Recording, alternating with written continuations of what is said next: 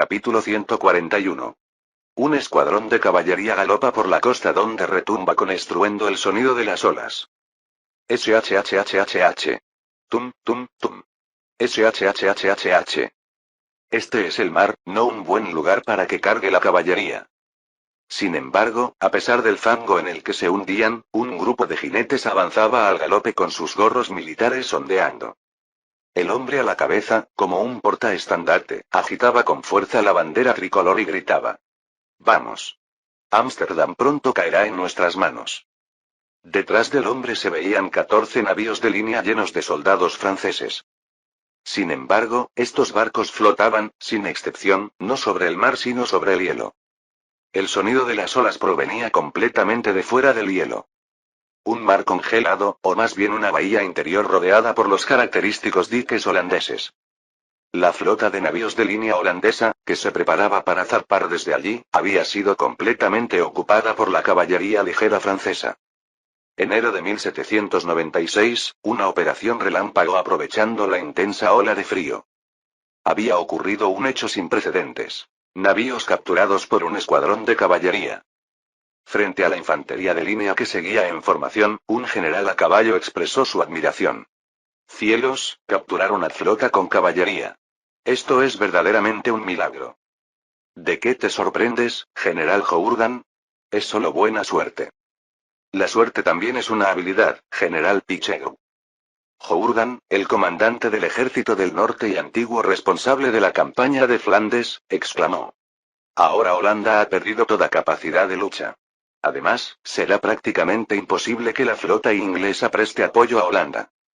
Este lugar es el mar, justo frente al puerto de Ámsterdam». Finalmente, el cuerpo de ejército de Flandes dirigido por Hoche había atravesado la línea defensiva de Ámsterdam. Un campo de batalla donde luchaban juntos los ejércitos de Holanda, Inglaterra y Prusia. La barrera de agua que ni Luis XIV pudo atravesar, el respaldo de Inglaterra, la mayor potencia económica de Europa, y además el poderoso ejército terrestre de Prusia creado por Federico el Grande. Realmente era un frente difícil, pero Hoche logró atravesarlo con una maniobra invernal. Por supuesto, el hecho de que el ejército austríaco se retirara de la coalición jugó un papel muy importante. Pero también es cierto que se trata de un logro que Francia nunca antes había conseguido. Sin embargo, Pichegru, uno de los 3 generales del cuerpo de ejército de Flandes, no podía reconocerlo. Su centro es originalmente La Haye. Ámsterdam es solo un puerto simbólico. La Haye, Den Haag en holandés, y La Haya en español. El lugar donde se encuentra el gobernador de Holanda y el Parlamento Federal. En realidad, Ámsterdam es solo un centro simbólico, mientras que la verdadera capital es La Haya. Sin embargo, La Haya está al sur de Ámsterdam y ya había caído en manos francesas al principio de la guerra. Había sido ocupada por el cuerpo de ejército Alsacia dirigido por Pichegru. Jourdan miró al general Pichegru, un joven de 35 años un año mayor que él, y sonrió levemente. Porque era evidente que envidiaba a Hoche, que con 28 años era muchísimo más joven que ellos. ¿Quieres decir que tu mérito es el mayor? Entiendo. Lo explicaré bien al directorio. No es eso lo que digo, comandante Jourdan. Solo digo que no solo Hoche ha conseguido méritos. Lo entiendo, Pichegru. Tienes toda la razón en que cruzar la Hollandse Linie fue completamente idea tuya. Hollandse Linie, o Dutch Waterline. Originalmente, Holanda es un país creado a partir de la recuperación de pantanos. Por eso, desde los inicios de su fundación cuando se independizó de España, usó pantanos y canales para crear una barrera de agua. Especialmente en la zona fronteriza que separa lo que en la historia original serían Bélgica y Holanda. La operación de cruzar esta zona fronteriza mediante una incursión invernal fue idea de Pichegru. Sin embargo, Hoche fue un paso más allá. Si los canales se congelan, ¿no se congelaría también el mar? Una idea impensable en Francia, donde no existe el Mar del Norte. Es solo una pequeña diferencia, pero esta pequeña diferencia es lo que separa a un general ordinario de uno extraordinario. Jourdan, aunque lo sabía, simplemente sonrió y espoleó su caballo hacia adelante. Pero aún no son nuestras ni Den Haag ni Ámsterdam. Avancemos primero. ¿Eh? En ese momento, Jourdan vio que Hoche y la caballería ligera de húsares se detenían repentinamente. ¿Por qué se detienen? Comandante Oche.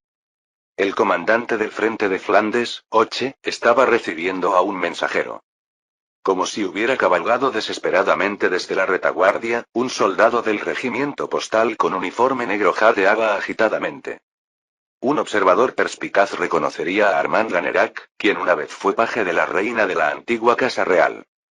En lugar de presentar a Armand, Oche se volvió hacia los generales revolucionarios.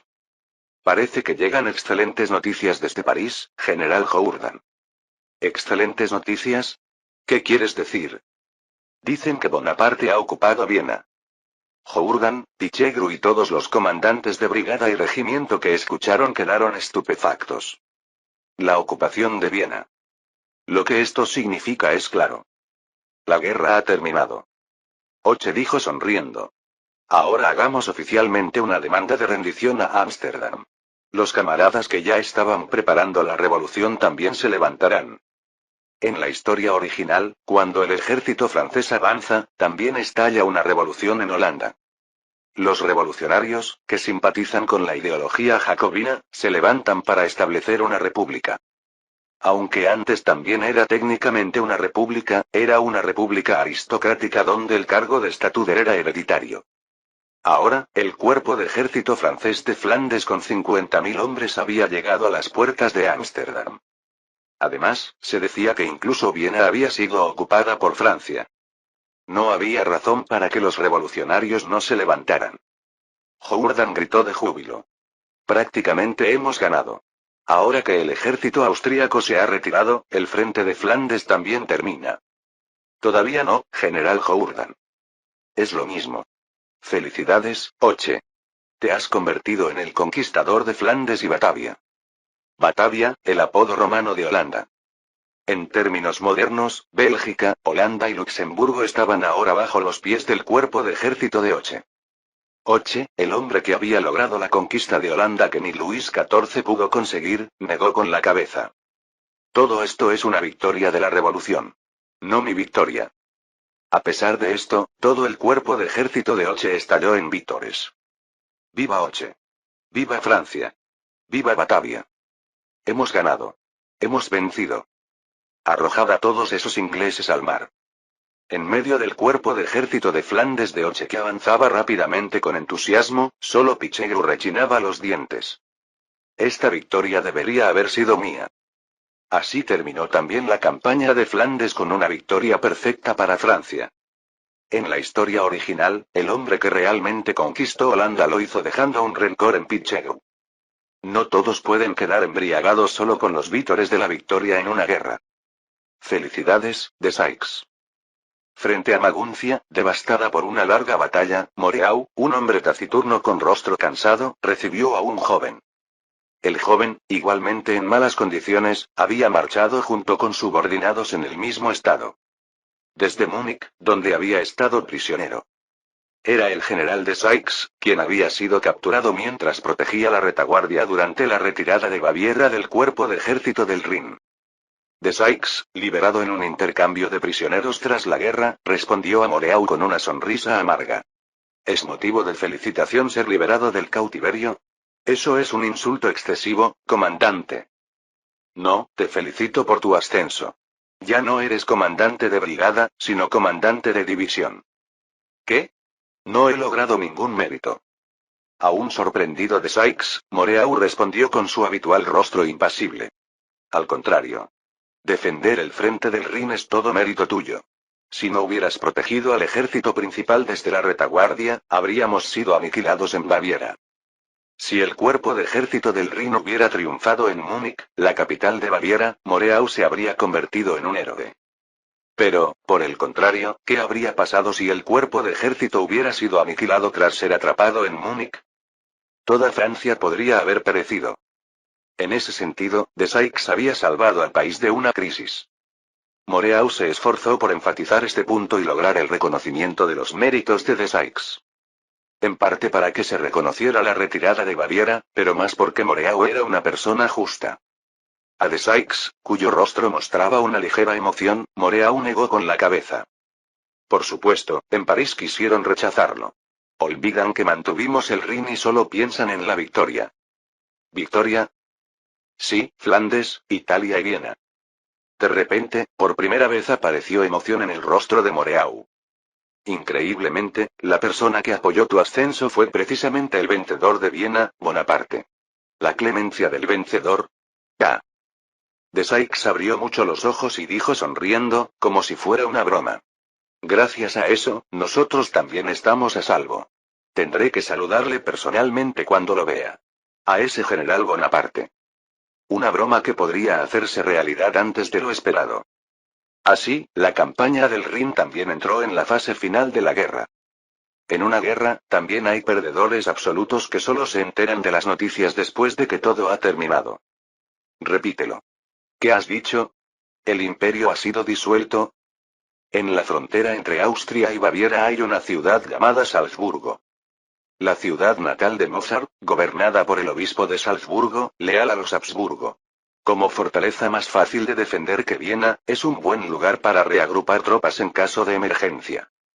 También era el lugar donde el archiduque Carlos estaba recuperándose de sus heridas tras la derrota en la batalla de Pressbaum.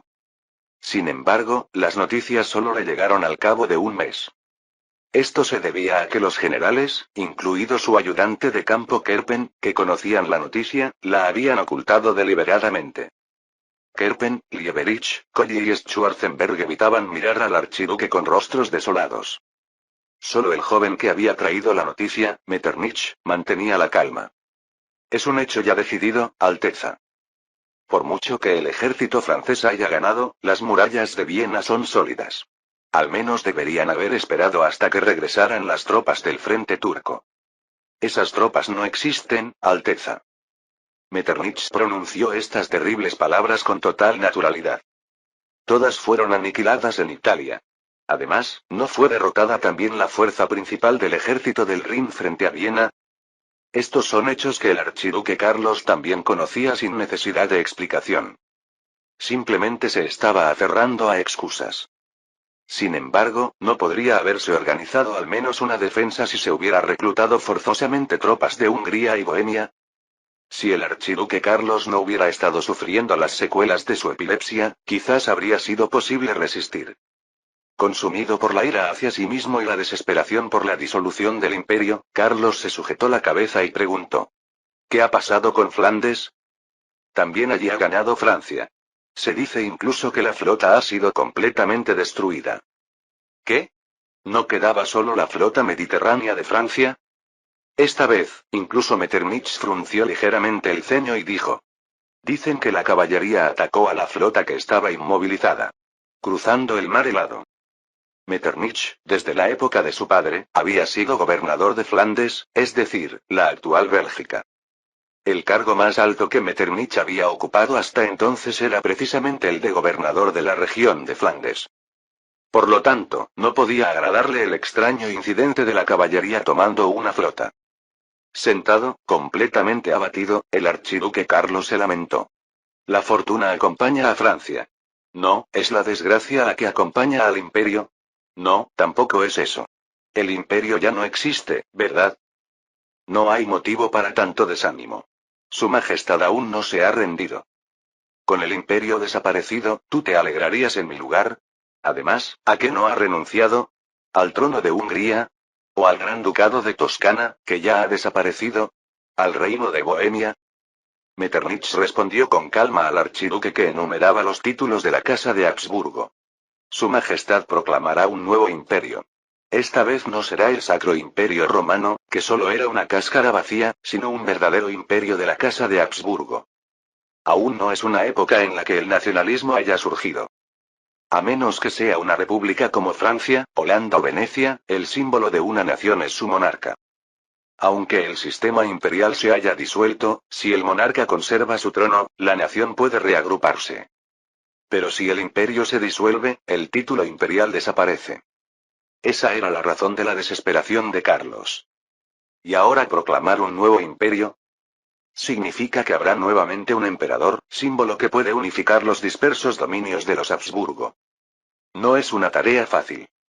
Sin embargo, es completamente diferente a rendirse. Los ojos del archiduque Carlos brillaron. Su Majestad, no, mi hermano no se ha rendido. Todos los nobles leales a la casa imperial sienten lo mismo. ¿No es por eso que he venido a informarle a este hecho?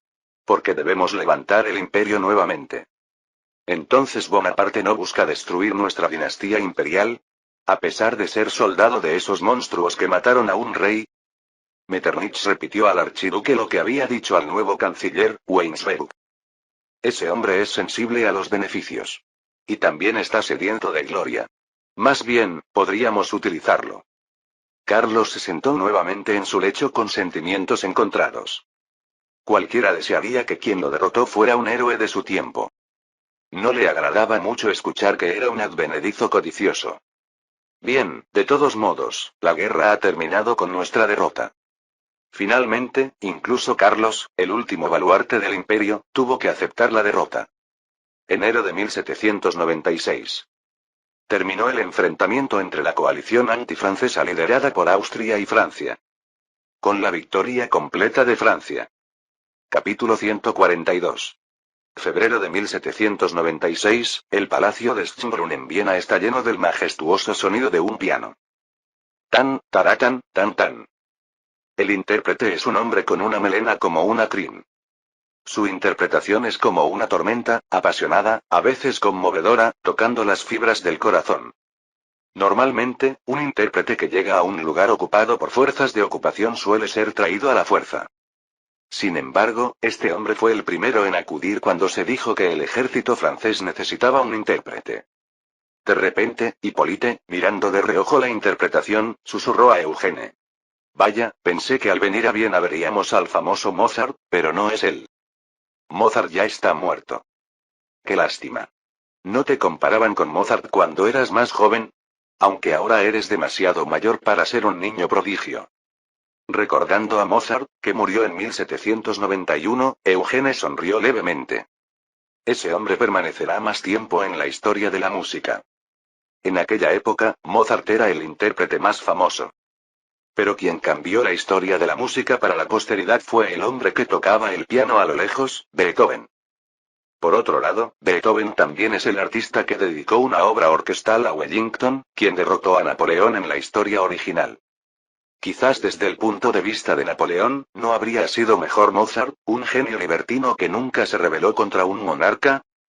Por supuesto, Eugene tiene la intención de conseguir un autógrafo de Beethoven. En ese momento. Bien, dejemos la música hasta aquí. Continuemos con nuestras deliberaciones. Eugene desvió la mirada. Aunque estaba presente como observador, no tenía derecho a sentarse en la mesa. No es simplemente porque sea joven o de rango inferior. Este es un encuentro para la resolución final del tratado. Es decir, un escenario para diplomáticos. Quien habló fue uno de los 5 directores de Francia, Salicetti. Había venido desde Milán, atravesando el paso del Brunero, pasando por Múnich hasta Viena. Por otro lado, la ruta que siguió Salicetti indica que la guerra ya ha terminado. En tiempos de guerra, nunca podría cruzar una frontera que ningún alto funcionario francés podría atravesar. En el lado opuesto, un elegante noble con una peluca blanca como la nieve esbozó una sonrisa amarga. Mr. Beethoven es el mejor intérprete de Viena. Sería agradable escucharlo un poco más. Cuando finalice este acuerdo, lo escucharé con gusto, Marqués de Gallo. No, más tarde lo invitaré a Milán. Hay una soprano llamada Giuseppina que es realmente hermosa. Ja, ja, ja. Ya veo. También me gusta mucho el teatro alla Scala. Entonces, ¿me permitiría invitarle al Teatro La Fenice de Venecia? Un ambiente que parece de conversación amistosa. Sin embargo, los dos hombres están librando una especie de lucha de poder. Milán ya es prácticamente territorio francés. Aunque el plan inicial es establecer una república satélite, no sería extraño anexionarla en cualquier momento. El reino de Cerdeña, excepto la isla de Cerdeña, ya está en proceso de anexión a Francia. Lo mismo ocurre con el norte de los estados pontificios y la Romaña. Sin embargo, aún hay lugares en Italia donde no se ha llegado a un acuerdo. Por ejemplo, Venecia. El representante austríaco en las negociaciones del tratado, el Marqués de Gallo, acaba de decir esencialmente: ceded Venecia a Austria, o dejadla como estado independiente.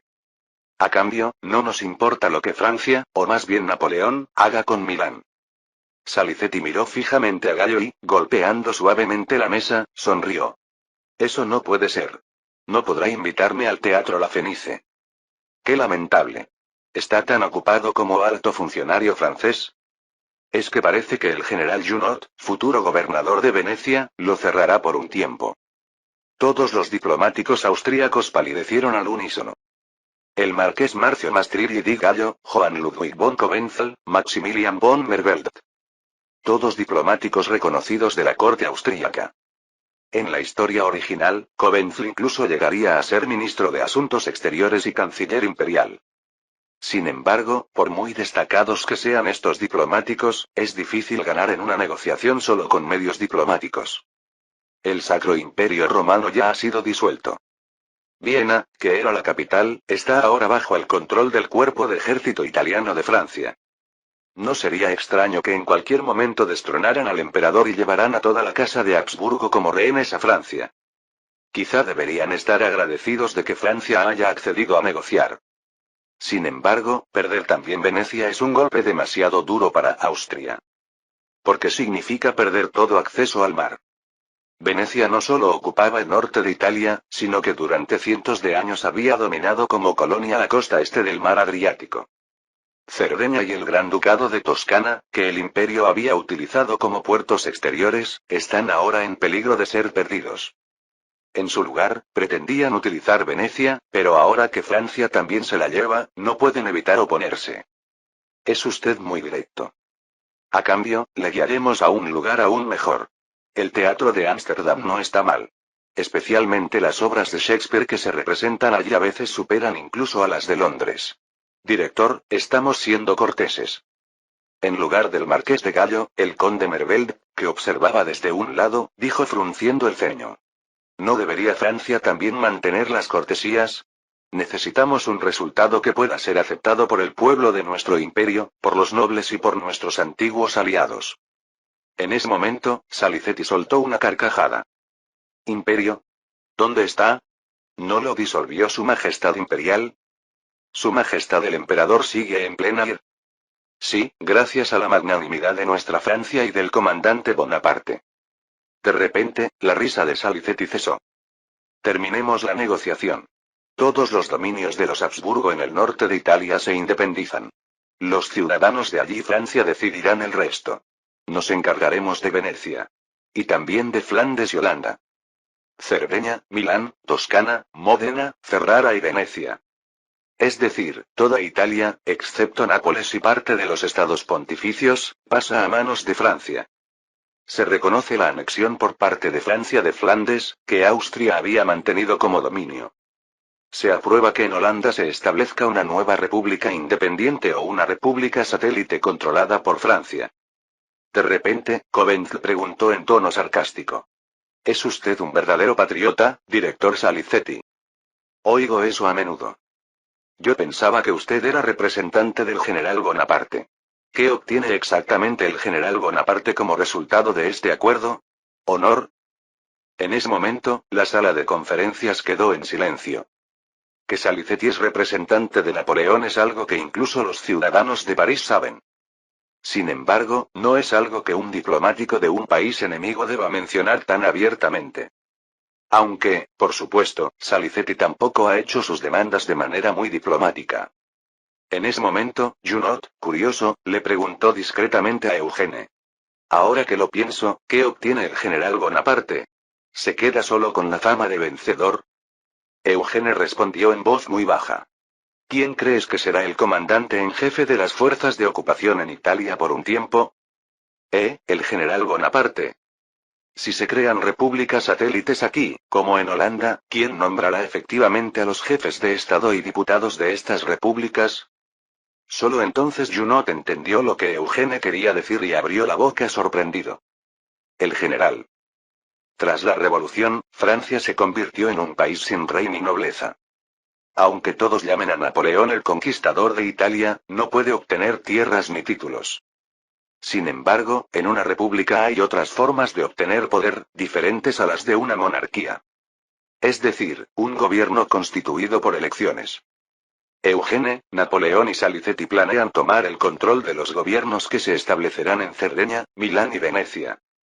No hay razón para que Salicetti comparta estas intenciones con los nobles austríacos. Salicetti rompió el silencio con una sonrisa servil. Lo sabe bien. El honor de ser un héroe de la República. Y en un país donde el poder lo tienen los ciudadanos, no hay nada más importante que la fama, la gloria y la popularidad. Eugene sonrió con un deje de amargura. Aunque seguramente era solo una excusa, las palabras de Salicetti eran sorprendentemente precisas. Esas palabras pueden resumirse en una sola. Índices de aprobación. La cifra a la que se aferran los gobernantes de las repúblicas en la historia original del futuro. Naturalmente, Cobenzl, pensando que Salicetti simplemente se burlaba de él, temblaba de rabia. En ese momento, Salicetti se volvió hacia el enviado plenipotenciario diplomático que había venido de París y estaba a su lado. Barthélemy, dame ahora el tratado final. Creo que firmarán tal como está. Franois Barthélemy, antiguo embajador en Londres y actual ministro de Asuntos Exteriores del Directorio. También era un hombre que, antes de venir aquí, había concluido 3 tratados. El armisticio con Prusia, el armisticio con España, y el armisticio con Hesse-Kassel, un principado independiente del Sacro Imperio Romano que también luchaba contra Francia, aunque era un país más pequeño.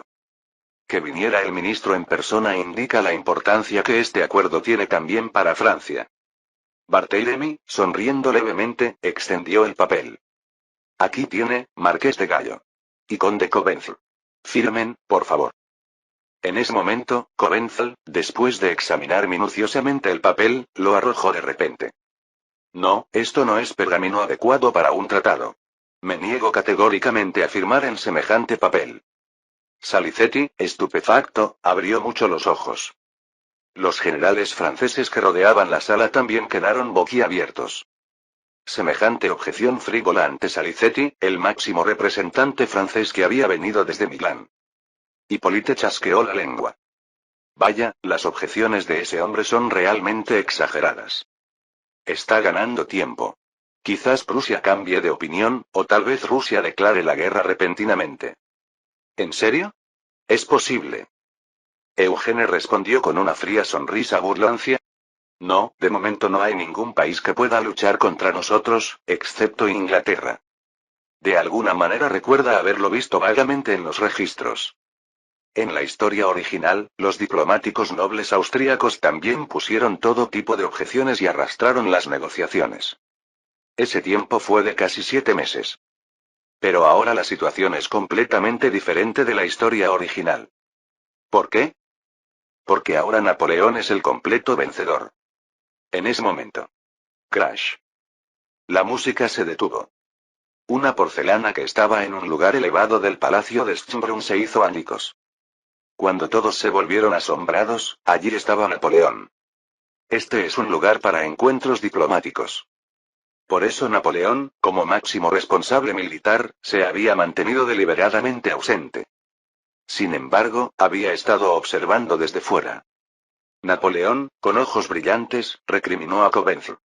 Si no se logra la paz definitiva esta noche, las negociaciones se romperán. Comandante. Usted no tiene derecho legal. Ah, ¿sí? ¿Entonces quieres guerra? ¿Sabes que nuestro ejército ya está bastante enfadado por tener que comer solo comida de lata? De repente, Napoleón se acercó justo a la cara de Cobenzl y gritó. Firma. De lo contrario, en 3 meses Austria será destruida incluso antes de nacer. Eugene, viendo la escena, sonrió amargamente. Esa porcelana era supuestamente la mejor porcelana, encargada por la emperatriz María Teresa. Sin embargo, en la historia original, Napoleón, incapaz de soportar 7 meses, también rompió la vajilla. Y menos aún podría contenerse un Napoleón que es el completo vencedor. De repente, el máximo responsable de la negociación, el Marqués de Gallo, suspiró profundamente.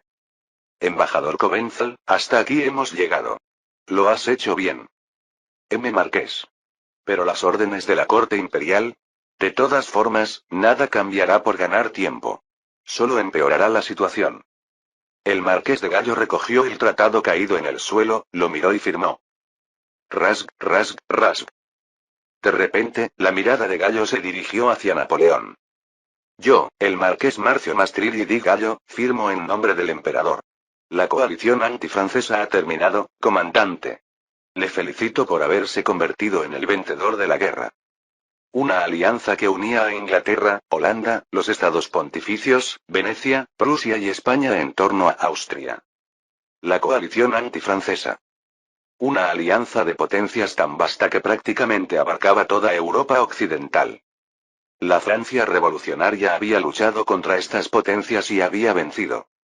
Salicetti, sonriendo, escribió su nombre y luego pasó la pluma a Napoleón. La República Francesa también reconoce este tratado. Comandante Bonaparte, firme usted también, general. Napoleón, sin un momento de vacilación, firmó el tratado. Napoleón Bonaparte.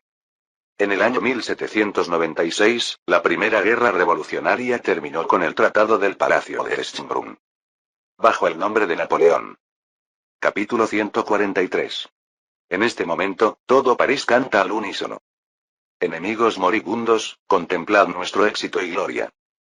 Principios de febrero de 1796, el mes de ventoso viento, en el calendario revolucionario francés. Mientras se anunciaba oficialmente la victoria, los ciudadanos brindaban por todas partes. Probablemente se esté dando el mismo panorama en toda Francia, no solo en París. Aunque quizás solo en París y Marsella se cante la marsellesa, el himno militar. El director Danton, que se vestía con su traje formal en su residencia, miró por la ventana y chasqueó la lengua. Todos están realmente emocionados. ¿No es natural, Excelencia? La disolución del imperio, nada menos. Esto es algo que ni siquiera los reyes franceses a lo largo de la historia lograron. Es un acontecimiento simbólico que muestra que nuestra revolución ha triunfado. Fabre d'Églantine, ¿cómo has sobrevivido en política hasta ahora con tan poca percepción? ¿La revolución ganó? No. Esto es una victoria de Bonaparte. Danton, reprendiendo a Fabre d'Églantine, diputado cercano al grupo de Danton, negó con la cabeza. Bonaparte luchó solo, Bonaparte derrotó al imperio, Bonaparte terminó la guerra. Esa es la verdad. De repente, se escuchó una explosión. ¡Bang! Danton, sobresaltado, miró por la ventana y vio que estaban realizando fuegos artificiales. ¡Qué susto! ¿Quién autorizó hasta la pólvora? Por mucho que haya terminado la guerra, el salitre cuesta una fortuna. Probablemente el director Auguste Robespierre, uno de los 5 directores, lo autorizó. TSK. Qué fácil se emociona la gente. ¿Así podrá ser reelegido en el próximo mandato? La influencia de su hermano ya casi ha terminado. Incluso en las repúblicas, hasta en las aristocráticas como Venecia, hay mandatos y elecciones. A menos que sea un sistema vitalicio, cuando termina el mandato, todos los gobernantes deben ser reelegidos según las elecciones. Tanto el Consejo de los 500, equivalente a la Cámara Baja, como el Consejo de Ancianos, equivalente al Senado, y el Directorio de 5, equivalente al Gobierno.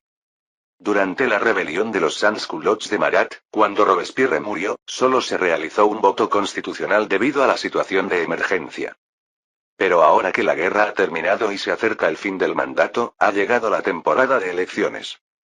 Danton, un materialista que ambiciona el poder pero también un político sensato, no tiene intención de evitar las elecciones. En ese momento. No tiene el efecto de que todos olviden el aumento de precios debido a la liberalización de importaciones y el colapso de los asignados. Excelencia. Danton abrió mucho los ojos al ver al visitante que estaba en la puerta. Barras. Y Freron también está aquí. ¿Qué sucede?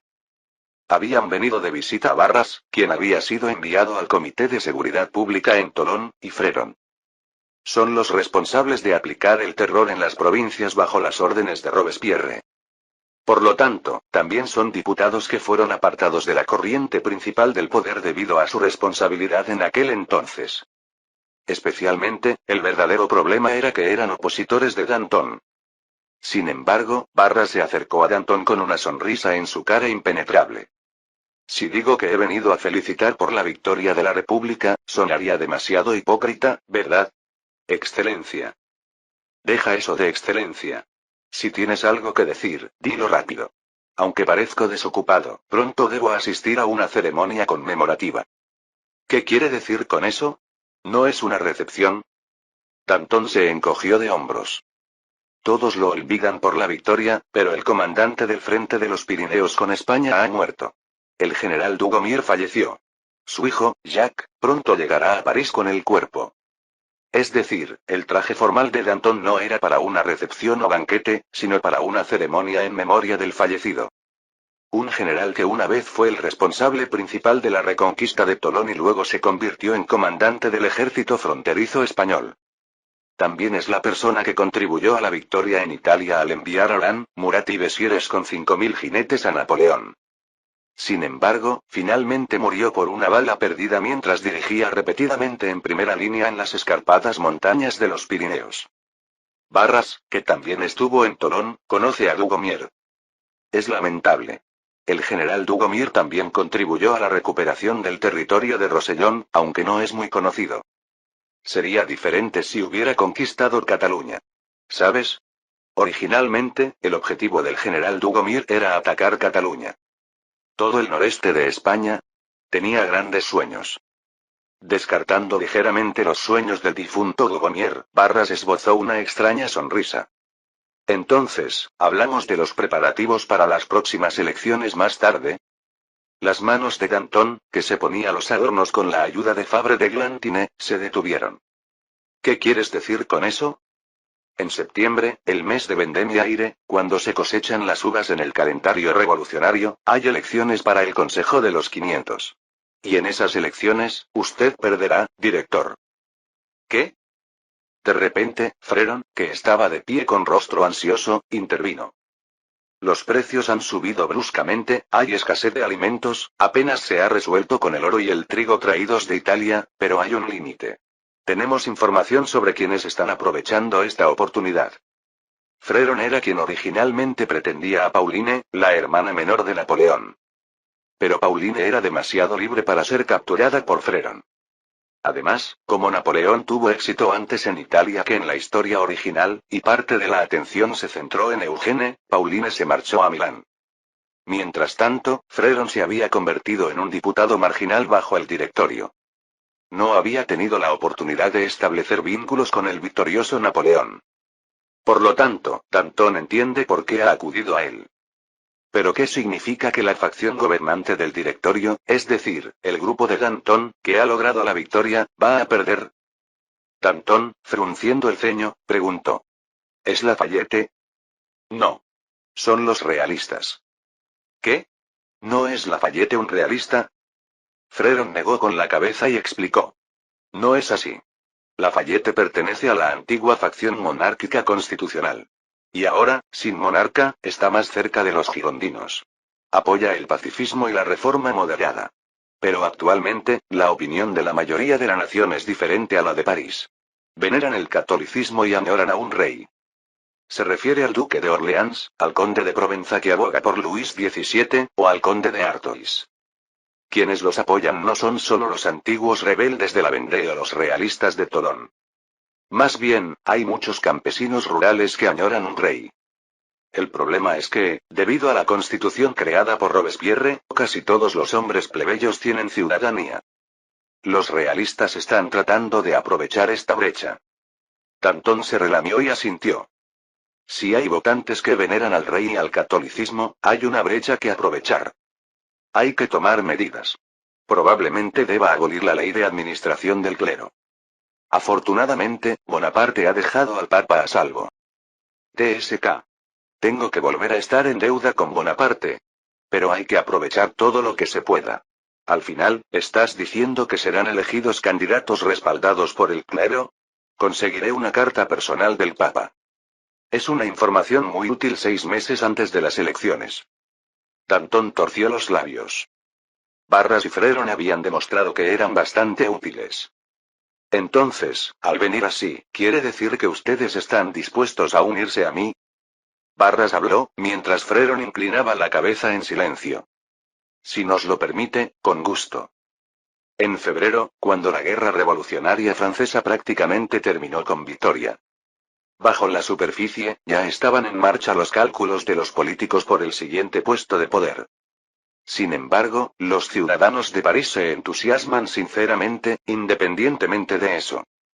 Por la victoria en sí misma. Ha llegado el día de gloria. Francia, gran nación. Era el día en que las noticias de victoria cubrían París con orgullo. Aunque aún no es la era de los Estados-nación, la victoria en la guerra tiene un impacto enorme en el pueblo. Perfecto. Ahora todos los intereses de Milán caen en nuestras manos. Collot saltaba y gritaba en la oficina del Banque Marseille de Milán. Por supuesto, hasta ahora el banco más grande de Milán ya era, sin duda, el Banque Marseille. Fue creado por Eugene, hijo adoptivo y persona más cercana al victorioso Napoleón, por lo que las personas influyentes confiaban en él y competían por depositar sus ahorros. Pero ahora, no solo Milán, sino toda Italia se convierte en objetivo comercial del Banque Marseille. Solo con eso, enormes intereses económicos caerán en manos del cartel de Eugene. De repente, el mensajero que había traído las noticias, Armand Gannerac, sacudiéndose el polvo del uniforme, preguntó. Uf, incluso entregar cartas es agotador. Por cierto, ¿no habíamos asegurado ya los intereses de Milán? Jeje, lo provisional y lo definitivo son cosas diferentes. Además, ahora podemos tomar Venecia y Génova, con Milán como centro. Génova es especialmente importante. ¿En serio? ¿Qué ventaja tiene dominar Génova? Creo que el patrón Eugene también mencionó algo sobre hacer algo con Génova. En ese momento, un joven de aspecto severo entró en la oficina del director del banco y respondió. Podemos controlar todo el comercio del Mediterráneo occidental que conecta Marsella, Tolón y Córcega. Ahora es posible un verdadero comercio, no contrabando, Monsieur Gannerac. Nicolas Surcouf, el capitán que se encargaba del contrabando en la empresa de Eugene. Su hermano menor, Robert, también formaba parte de la flota mediterránea de la zona de Córcega. Collot, director del Banque Marseille de Milán, recibió a Nicolás con alegría. Oh, Nicolás. Tú también has venido hasta aquí. Recibí instrucciones de encargarme del comercio de esta región una vez que se logre el control de la República de Génova. ¿Ya? ¿Ha sido una orden directa del patrón? Aun Collot ligeramente sorprendido, Nicolás le explicó de manera brusca. El camino de Viena a París es más corto.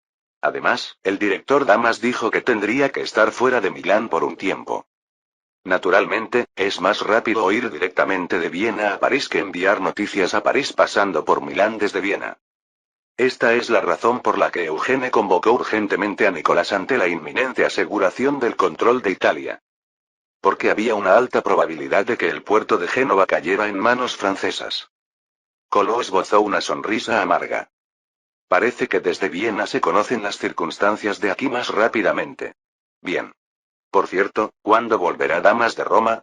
Dile que nos ayude con nuestros asuntos. En ese momento, Gannerac negó con la cabeza. Oh, el director Damas no puede venir. Tiene que ir a otro lugar. ¿Eh? Me dejan solo con el Banco de Milán así. ¿No saben que mi trabajo principal es gestionar los negocios de Marsella? El director general debería encargarse ahora de Milán. Hay otras órdenes. Sacando otra carta, Gannerac negó con la cabeza. Nuestra Madame Bonaparte y la patrone deben ir pronto a Viena. Esta es una orden directa del general Bonaparte. La tarea original de Damas, que no está presente, es la supervisión general de los negocios del cartel de Eugene. ¿Cuál es la razón por la que Damas ha tenido que venir hasta Milán? No es por los negocios de Milán. Es porque la señora Josépine Bonaparte y la patrone del cartel, Marie, iban a venir a Milán. Acompañarlas es actualmente la primera tarea de Damas. Pero ahora se ha emitido una orden de que Josépine y Marie deben ir a Viena, por lo que Damas también debe ir a Viena. Collot frunció el ceño y suspiró. Parece que, por el momento, Collot tendrá que encargarse también de los negocios de Marsella. Si hay que acompañarlas, no hay remedio. Pero, ¿por qué van a Viena? El general Bonaparte y nuestro patrón vendrán a Milán, ¿no? Gannerac se encogió de hombros y explicó. No, la recepción de confirmación de la victoria se celebrará en Viena. Necesitan a las dos damas allí. La esposa del comandante y la ex princesa de los Borbones. Collot parpadeó y abrió mucho los ojos. Invitan a la esposa del comandante y a la ex princesa de la casa de Borbón a una fiesta. Y esto en Viena, la capital de los Habsburgo donde el Sacro Imperio Romano ha sido disuelto. Esto es sin duda una intención de Napoleón para mostrar algo a los Habsburgo, a Francia y a Europa. Coló, un financiero perspicaz, brilló con la mirada. Por supuesto, es para mostrar que el general Napoleón es el número uno de Francia. En ese momento, fuera de Milán estallaron ruidosamente salvas de celebración por la victoria. ¡Bang! ¡Bang! ¡Bang! Era el día en que también Italia se enteraba de la victoria de Francia. En este momento, también hay un carruaje que avanza velozmente. Traqueteo. Traqueteo. Traqueteo. 1000 jinetes cabalgan de Roma a Milán. Los jinetes de escolta que rodean el carruaje no son particularmente rápidos. Sin embargo, el carruaje en el centro avanzaba a toda velocidad, como embistiendo. De repente, Antoine Damas, que estaba dentro del carruaje, asomó la cabeza y gritó. General Dumas. Conduzca el carruaje con más suavidad. La señora Bonaparte está embarazada. Lo siento. Pero debemos ir a Viena lo antes posible. Podríamos no llegar a tiempo para la fecha del banquete de la victoria. ¿De qué sirve si pierde al bebé? Dentro del carruaje, Josépine, embarazada, sonrió al escuchar los fuertes gritos. Ahora se nota claramente su vientre bastante abultado. En el carruaje que se balanceaba, de repente alguien tomó la mano de Josépine. Pensó que era Hortense, pero era otra persona. Era Marie Thérèse.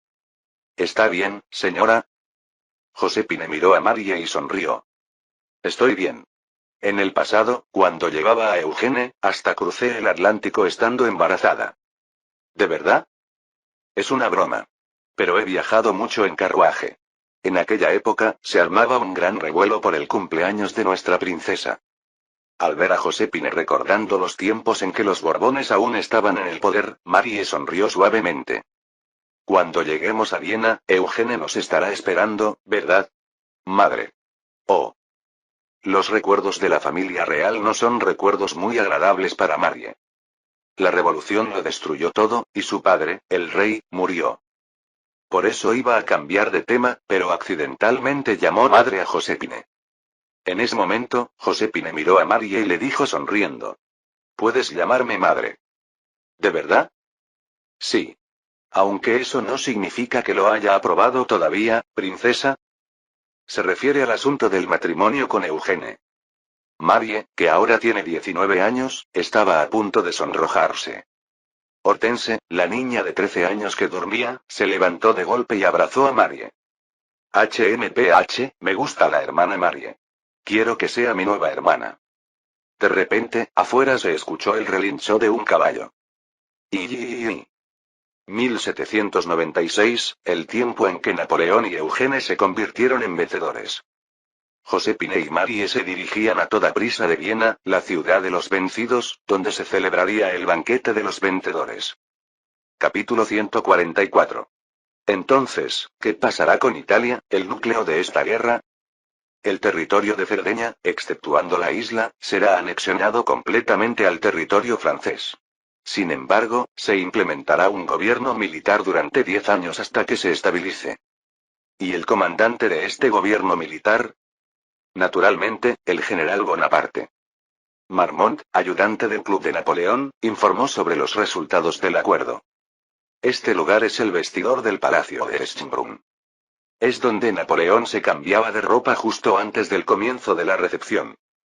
No es un lugar adecuado para informar sobre asuntos tan importantes, pero por otro lado, los miembros presentes en el vestidor son apropiados para discusiones importantes.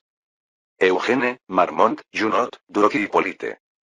Son los miembros del Club de Napoleón formado en París, excepto Marceau, comandante de la Guardia de París.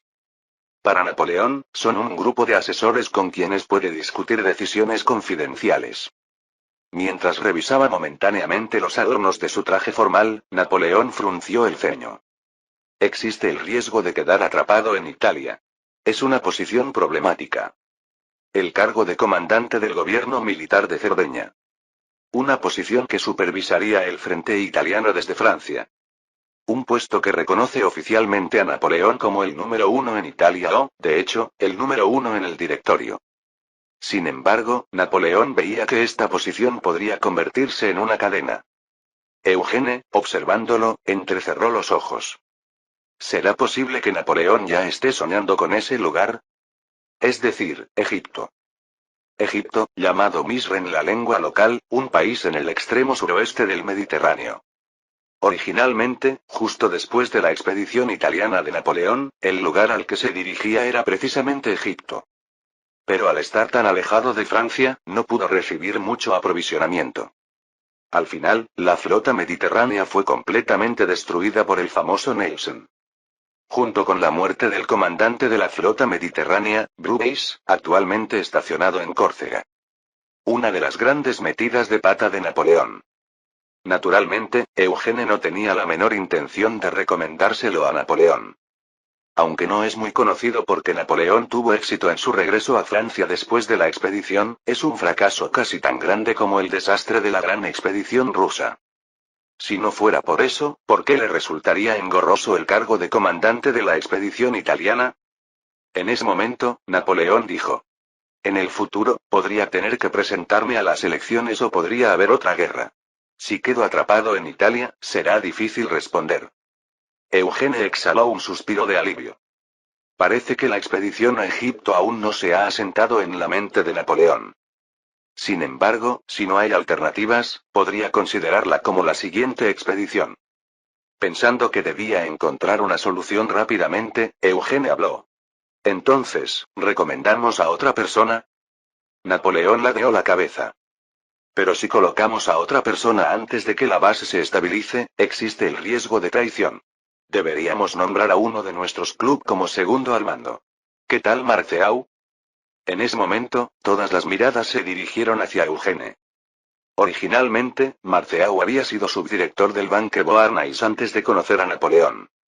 Es decir, dentro del club de Napoleón, si tuviéramos que ser precisos, pertenecería a la línea de Eugene. Esta es la razón por la que la opinión de Eugene es importante en el asunto del nombramiento de Marceau. Justo cuando Napoleón iba a mirar a Eugene, este negó con la cabeza. Es leal, ciertamente. Sin embargo, creo que otra persona sería mejor. ¿Quién? El general de división Serurier. Es leal, íntegro y también hábil en la defensa. Aunque no estoy seguro si debo mencionarlo específicamente aquí. Este lugar no es originalmente para informar sobre los resultados del acuerdo. En realidad, es donde Napoleón decide su atuendo antes de la recepción, es decir, la fiesta de celebración del fin de la guerra. Sin embargo, no hay expertos en moda, solo ayudantes directos que son miembros del club de Napoleón. Ni siquiera los generales de división han podido asistir. Típico de Napoleón, que utiliza el tiempo al segundo, ha convertido esta ocasión en una reunión del club de sus más cercanos. Y casualmente se ha convertido en una reunión que decidirá prácticamente los nombramientos después de la guerra. Esa también era la razón por la que los ayudantes estaban con expresiones algo incómodas.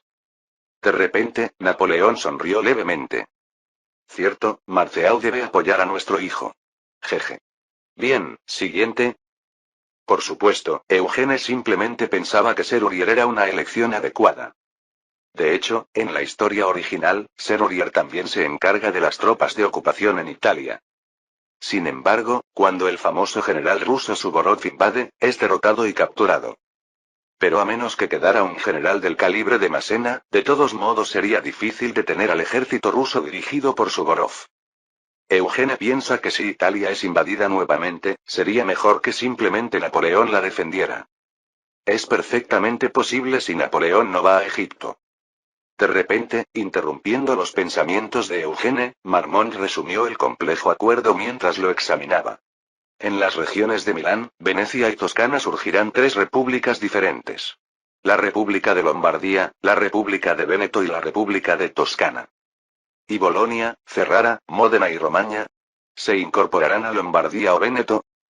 No, también serán anexionadas al territorio francés. Hay planes para un gobierno militar de 10 años, y el Comando Militar de Cerdeña los supervisará. Este es un punto completamente diferente de la historia original. Originalmente, la república que nace es la República Cisalpina, centrada en Lombardía y fusionando Bolonia, Ferrara, etc. Sin embargo, no solo por la victoria absoluta de Napoleón, sino que Eugene intervino sutilmente para cambiar el acuerdo. Porque la división, más que la unificación, sería mucho más fácil para Francia cuando domine Italia en el futuro. Napoleón parecía pensar lo mismo, y respondió sonriendo. Melcideril estará muy triste. ¿No es lo opuesto a la unificación italiana? Marmont. Melcideril, un unionista italiano y ferviente partidario de Francia, probablemente estará muy decepcionado. Sin embargo, por otro lado, es menos probable que los residentes comunes se rebelen. Porque la estructura de gobierno no cambia mucho y Napoleón ha favorecido al Papa para los católicos devotos. Sin embargo, también había políticas que consideraban a los muchos unionistas en la sociedad intelectual italiana. Eugene intervino discretamente. A cambio, cada república participará en un órgano de reunión confederado. Ah, yo di esas instrucciones. Lo recuerdo. El nombre de la asamblea será el Consejo Ejecutivo Italiano, y el presidente, por supuesto, será padre. Padre, una palabra extraña para Napoleón, de 27 años, que aún no ha tenido un hijo propio. Sin embargo, Napoleón, más bien conmovido, cerró los ojos ligeramente y los volvió a abrir. Sonriendo levemente, Napoleón abrochó sus botones. Bien. Entonces el problema es el reino de Nápoles. Un reino que domina el sur de Italia y Sicilia, la segunda isla más grande del Mediterráneo. Un país que definitivamente hay que capturar si se quiere dominar el Mediterráneo. Solo que en esta época el comercio en el Atlántico y el Océano Índico es más activo que en el Mediterráneo, por lo que su importancia ha disminuido. Además, hay un problema con este país. Marmont asintió. El rey Fernando de Nápoles es un conocido opositor a la revolución. El acuerdo de paz se firmó con Austria, ¿no? ¿No hay instrucciones específicas desde nuestro país? No las hay. Sin embargo, se dice que se ha firmado un armisticio con España. Por cierto, dicen que el general Dugommier ha fallecido. Aparentemente, fue sorprendido en una batalla justo antes del armisticio. En ese momento, Napoleón, Eugene, Junot y Turok, todos vacilaron. Todos estaban en gran deuda con el general Dugommier desde Tolón. Además, ¿no fue Dugommier quien envió a Lannes? Napoleón dijo solemnemente. Es una lástima. Envía una carta expresando mis condolencias a la familia en mi nombre. Y dinero de consuelo también. Ese dinero de consuelo tendrá que salir del bolsillo de Eugene. Eugene asintió mientras calculaba cuánto sería apropiado. En la historia original, Napoleón deja 100.000 monedas de oro como herencia al hijo de Dugommier. Ahora, 100.000 libras de plata serían suficientes. De repente, Napoleón dijo abruptamente. Nápoles debe ser sometido. Está el problema de Inglaterra. El primer ministro es inglés, y la flota es prácticamente la flota mediterránea de Inglaterra. Además, es la única fuerza terrestre dentro de la península italiana que puede amenazarnos. Esta es otra decisión que difiere de la historia original. Originalmente, Napoleón solo presiona a Nápoles mediante negociaciones. Sin embargo, el rey de Nápoles, Fernando IV, contraataca mientras Napoleón está en Egipto. Fernando, que una vez estuvo a punto de lograr la victoria junto con Suvorov, es derrotado por Francia y huye. En lugar de este complicado proceso, Napoleón ha decidido cambiar también el régimen de Nápoles. Aunque es algo que debería decidir el directorio, es Napoleón quien lo ha decidido en calidad de comandante de Italia. Justo cuando todos iban a asentir como si fuera natural, Eugene habló. ¿A quién enviará? Sin embargo, hay algo que debe tener en cuenta. ¿Qué? Habrá una rebelión en Venecia, padre. Eugene miró de reojo a Junot, que hasta entonces se esforzaba por vestirse elegantemente. Es una república de 1000 años. No se someterá tan fácilmente a Francia. Entonces, ¿no es tarea de Junot? Padre, Junot no es bueno en operaciones independientes. Es muy probable que no pueda someterla. Por lo tanto, al atacar Nápoles, también debe tener en cuenta la supresión de la rebelión en Venecia. Después de escuchar esta fría evaluación, Junot levantó las cejas y sonrió levemente. Vaya, qué evaluación tan penetrante. Por supuesto, mejorarás mucho si recibes bastante entrenamiento bajo mi mando. Al menos no te pegarán un tiro en la cabeza. Ah, últimamente no soy tan imprudente. Eso es mentira. En la historia original, durante la expedición italiana, Junot recibe 2 golpes de espada en la cabeza y un disparo. Solo está a salvo porque Eugene no lo llevó a ese campo de batalla. En realidad, más que la capacidad para operaciones independientes, el problema es su imprudencia y su carácter extremo. Podría provocar una masacre si estalla una rebelión en Venecia. En la historia original, incluso fracasó en sofocar una rebelión en Portugal. Napoleón miró fijamente a Eugene. ¿Estás diciendo que envía a Augereau o Massena? Eso no funcionaría. Ambos deben permanecer bajo su mando, padre. Sería problemático si actúan independientemente. Es cierto que son demasiado capaces. Especialmente Massena. Expresando una evaluación que solo podía decir ante los miembros del club, Napoleón asintió. Bien, entonces enviaré a la Harpe. No habrá problemas, ¿verdad? La Harpe podría lograr la sumisión de Nápoles por sí solo. Además, incluso si surgen problemas, no sería necesario enviar refuerzos adicionales. De esta manera, cuando estalle una rebelión en Venecia, el ejército principal de Napoleón podrá movilizarse directamente. Justo cuando Eugene iba a asentir, Napoleón terminó de abrochar todos sus botones. Parece que hemos decidido tanto la selección de personal como la estructura para Italia. Entonces, usaré este traje para la recepción. Ese traje te queda bien, Eugene. Eugene respiró profundamente. Apenas unos 10 minutos según el reloj de bolsillo. Durante este tiempo, se había decidido un plan estratégico que abarcaba toda la enorme península italiana. Fue realmente un momento en el que se sentía que Napoleón había emergido como el protagonista de la época. Sí, padre. Como prueba de ello, ahora se celebrará un banquete en Viena para dar la bienvenida a Napoleón. Tan pronto como lleguen la familia de Napoleón y la ex princesa de la Casa de Borbón. Era el día en que se decidió el destino de Italia, justo antes de la recepción para celebrar la victoria de Francia. Capítulo 145. 22 de febrero de 1796, en el Palacio de Schönbrunn se celebraba un espléndido banquete después de mucho tiempo. Un salón que alguna vez fue frecuentado por la familia Habsburgo y los nobles del imperio. Ahora es un lugar donde acampan los soldados franceses. Sin embargo, tras completarse las negociaciones y recibir la aprobación de París, finalmente se celebra el banquete de victoria. Como se lleva a cabo en Viena, la capital de los perdedores, el sentimiento fuera del palacio no es muy favorable. Pero Napoleón decidió seguir adelante con el banquete. Con la intención de dejar claro a todo el mundo quién es el vencedor. Por supuesto, Napoleón no era el único que no se preocupaba por la opinión pública. Vaya, por estas fechas el año pasado estaba pasando hambre en Niza, y en un año todo ha cambiado por completo. De repente, Massena exclamó levantando su copa en un extremo del salón. Su voz fue tan fuerte que los invitados que entraban al salón se sobresaltaron. Pero Massena, sin preocuparse en absoluto, levantó su copa y guiñó un ojo. Después de todo, este es la capital de Austria, no un territorio que Francia vaya a anexionar. Entonces, según Massena, no hay necesidad de preocuparse por la mirada de los vieneses. De repente, Augereau, bebiendo vino a su lado, levantó las cejas. El vino de Milán parece ser mejor. Ja. En el campo de batalla comías bien las conservas. ¿Ahora también te fijas en la gastronomía? ¿Hay algún francés que no lo haga? De todos modos, más tarde tendremos que llamar al chef para regañarlo. Por el contrario, entre los generales franceses, también había quienes prestaban atención a las miradas en el salón. Observando a su alrededor, la Harpe se tragó discretamente un trozo de comida. Al ver esto, un general de mediana edad, Servovier, le dijo con calma. No podrás digerirlo. Come despacio. La Harpe sonrió ligeramente y miró el palacio de Schönbrunn con ojos llenos de emoción. Mire dónde he llegado. ¿Por qué?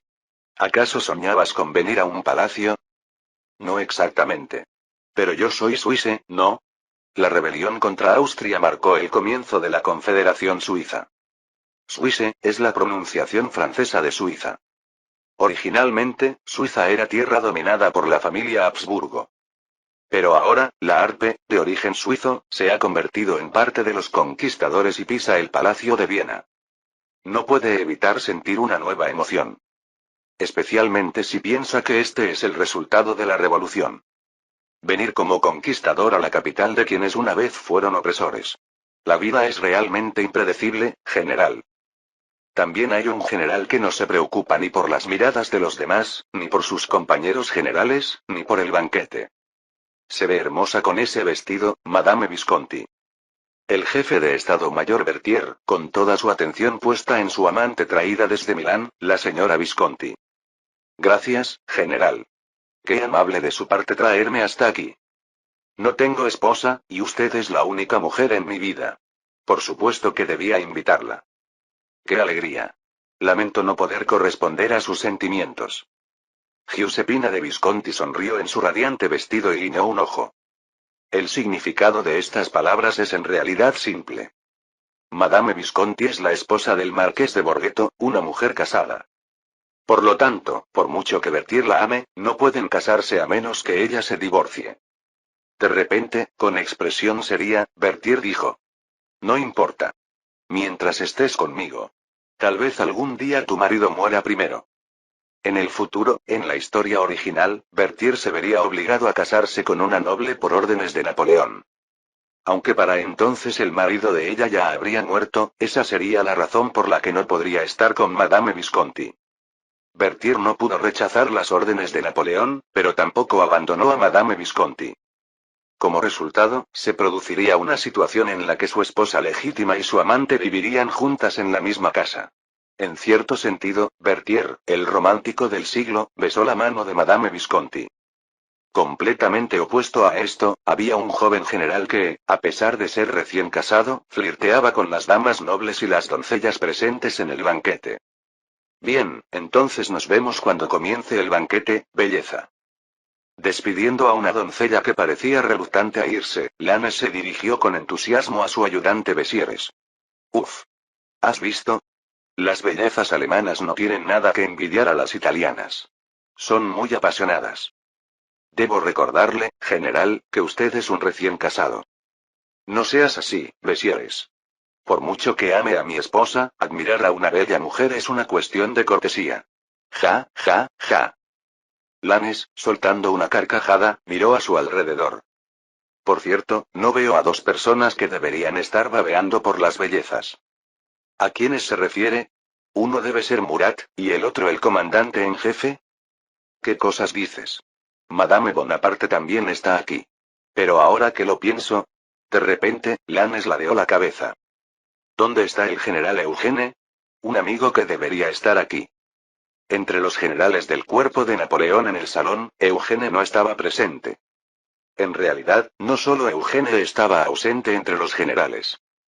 Vamos, brindemos por nuestro Freischütz que ha cumplido 16 años. El apuesto Junot, ahora ascendido a general de brigada, exclamó levantando su copa. Este lugar es el jardín trasero del palacio de Schönbrunn. Mientras en el salón principal se reúnen los generales, los nobles y las personas influyentes, aquí los oficiales y soldados celebran su propia fiesta. Considerando que están en territorio enemigo, era un acto bastante audaz. Por supuesto, habían colocado centinelas por turnos, pero aún así. En cualquier caso, Eugene y Junot estaban en el jardín trasero donde los soldados celebraban su fiesta. Los soldados vitorearon. Bebe. Bebe. Bebe. Eugene sonrió ligeramente y apartó la copa. Ya les dije que no bebo. No. Siendo un hombre. No beber alcohol. ¿Qué locura es esa? Espera, ¿acaso sigues siendo virgen? Ve bueno, sin haber celebrado matrimonio, ¿no es lo normal? En realidad, Eugene, como persona reencarnada, se considera a sí mismo menor de edad. En la sociedad moderna, los menores no deben beber alcohol. Aunque el hecho de seguir siendo virgen es más bien una coincidencia. De todos modos, para evitar que sus subordinados abusen de los residentes locales, ¿no debería el comandante dar ejemplo? Por supuesto, Junot, un hombre que lejos de ser virgen llevaba una vida libertina, miró a Eugene con incredulidad. Nunca he visto a alguien tan rígido. Hippolyte, ¿qué le has enseñado? ¿Por qué me culpa a mí, general Junot? Porque eres el ayudante de nuestro Freischütz. Además, tú te divertiste bastante con las doncellas en el Palacio Cervelloni. Entonces Hippolyte, sorprendido, se llevó la mano a la boca y gruñó. SHHH. Paulini ha venido a Viena. ¿No acordamos jugar limpio? ¿Va a adelantarse así? Mientras los tiradores de la brigada de Eugene y los soldados observaban la escena riendo, se escuchó: ¿Qué pasa? ¿Por qué nadie viene al banquete? Al unísono, todos los soldados se pusieron de pie. No todo el ejército expedicionario de Napoleón, que asciende a 60.000 hombres, está en el jardín trasero. La mayoría están en el campamento en las afueras de Schönbrunn, disfrutando de su propia celebración. Los que están en el jardín trasero son principalmente la guardia personal de Napoleón y la brigada de tiradores de Eugene. Por eso reconocen a la mujer que ha venido a la fiesta de los soldados. Un rostro que habían visto a menudo en Milán. Es Pauline, la hermana de Napoleón. Junot corrió precipitadamente hacia Pauline, adulándola. Ja, ja. Mademoiselle Pauline, estábamos celebrando una fiesta con los soldados. ¿Y eso por qué, Monsieur Junot? Tengo entendido que ha sido ascendido a general de brigada. Porque compartir alegrías y penas con los soldados es el principio de nuestro cuerpo Bonaparte.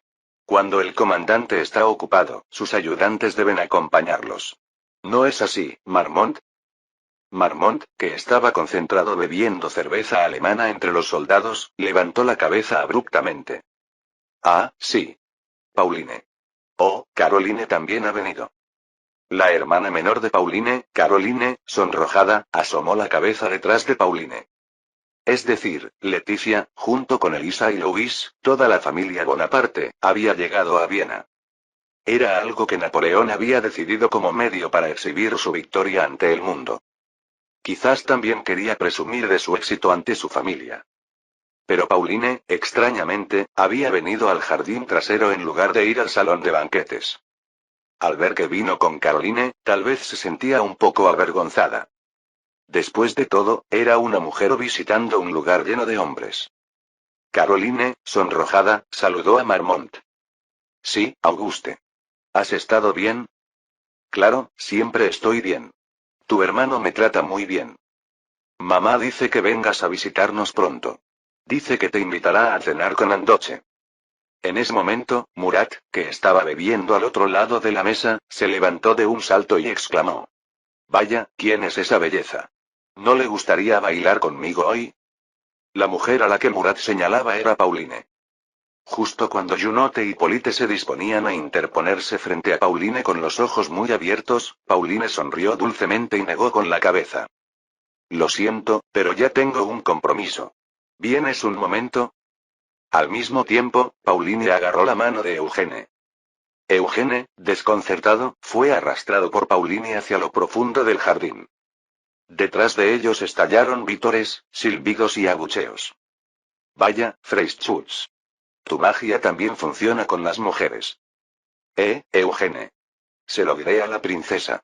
Detente. Vamos, déjalo, Hippolyte. Ya que estamos así, ¿qué te parece si conquistamos a una princesa de la familia Habsburgo? Yo, Junot, te enseñaré un truco. Eugene esbozó una sonrisa amarga y se detuvo entre los árboles del jardín. Es un lugar tan profundo que el bullicio de la fiesta se ha silenciado. Al mirar discretamente a Pauline, vio que su rostro estaba enrojecido. De alguna manera, es una imagen tan cautivadora que hace que su corazón lata con fuerza. Tragando saliva, Eugene intentó hablar con calma a Pauline. Me alegra verte, pero hoy no podré bailar contigo. Llámame tía, sobrino. Lo sé. Mi hermano me invitó aquí a propósito. ¿Entonces? En ese momento, la tía Pauline se acercó mucho a Eugene.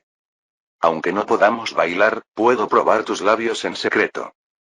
De repente, Eugene recordó cuando Pauline se le había lanzado encima en Milán. Espera, es decir, MMPH.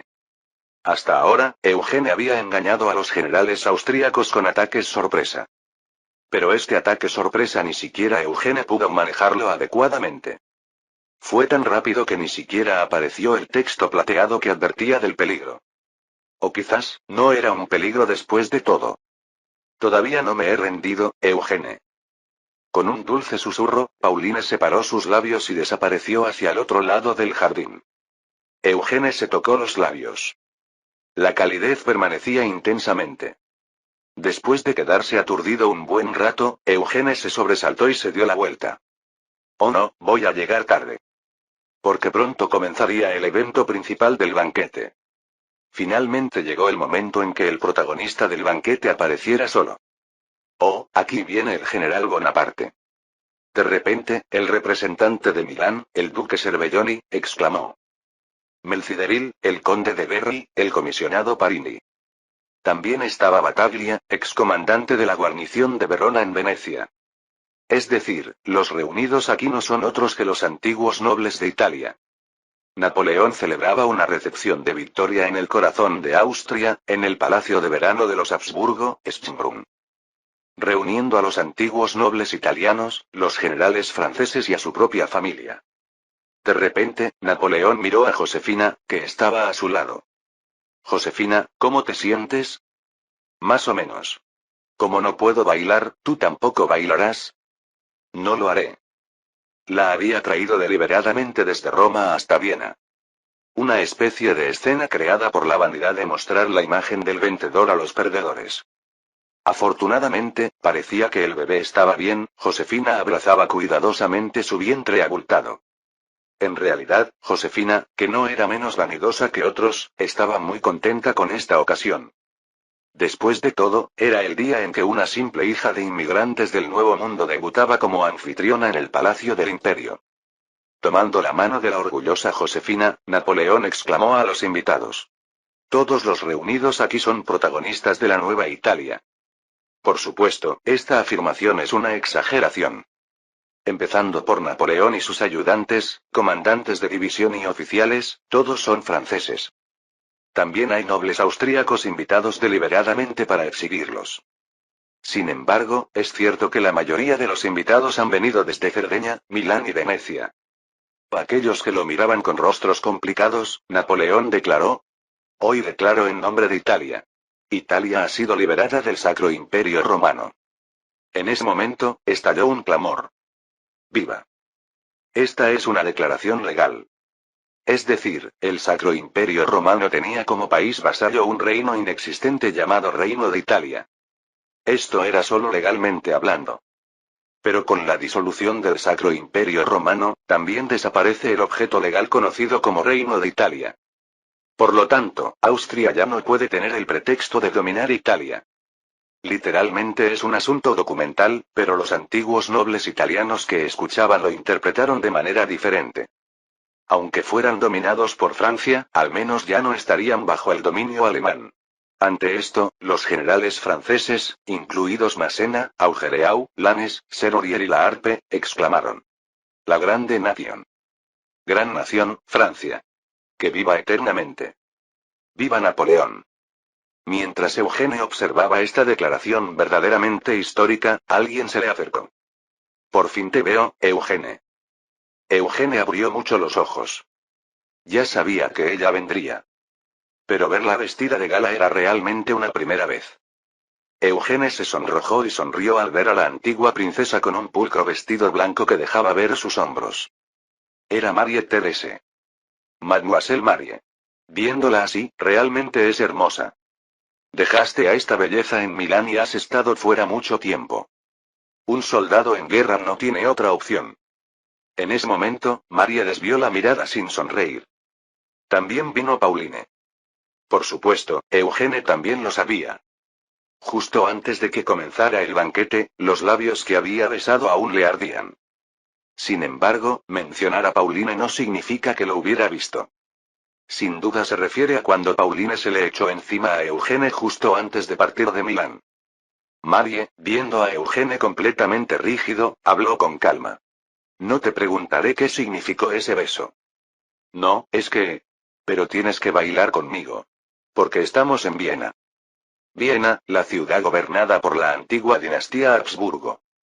Todos los nobles de esta ciudad conocen a Marie Thérèse. Es decir, si Marie fuera rechazada para bailar aquí, toda Europa conocería esa humillación. Viendo a Marie temblar ligeramente, Eugene sonrió nuevamente y extendió su mano. Princesa, ¿me concederíais el honor de un baile? Marie también sonrió. Con gusto. Justo cuando Eugene y Marie iban a tomarse de las manos, comenzó la música de la Orquesta Imperial de los Habsburgo. Tan, tararan, tan tan. 22 de febrero de 1796, el día en que Napoleón declaró la liberación de Italia. El día en que Eugene y Marie bailaron su primer baile social. Y también el día en que Eugene y Pauline se reencontraron. Fin del capítulo 145.